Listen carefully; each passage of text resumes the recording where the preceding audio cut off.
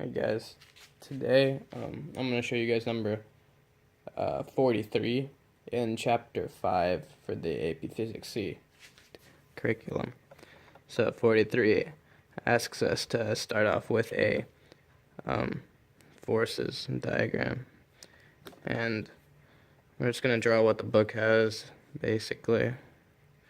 So there's going to be the force that's being applied onto the first block. There's tension coming out of the first block in the backwards direction and coming out of the second block in the forwards direction, which we should define. And then there's obviously going to be a weight, which is equal to mg, and a normal force for both blocks. And there's also going to be a frictional force, because this is going to be defined as a frictionful surface. And we're just going to call that Fr. And I'm just going to write 1s and 2s to make it not as confusing when we plug stuff in.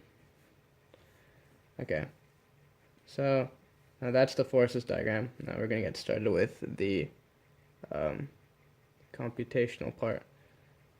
So I'm just going to start by calculating the normal force, and how we do that is by calculating, or by doing the sum of the forces in the y direction for each block.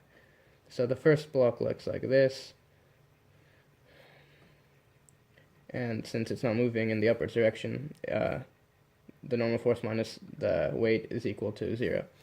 And then you get that, and then you can substitute in the values, and you get the normal force for the first block is 117.6 newtons. And now the sum of the forces for the second block will be calculated very similarly.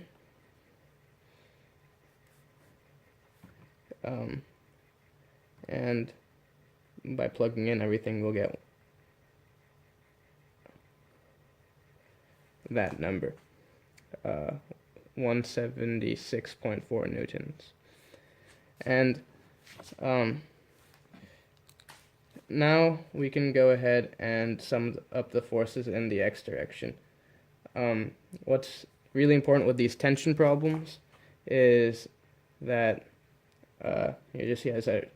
you'll see it as I'm writing, but we want tensions to cancel out when we sum the two formulas together, just to make it easier. And you'll see that in one of the equations, tension is negative. In one of the equations, tension is positive. Now, we're going to combine these two together, add them together, and we will get, well, we know that Fr is equal to mu normal force, so I'm just going to combine these two together while I'm substituting. But we'll get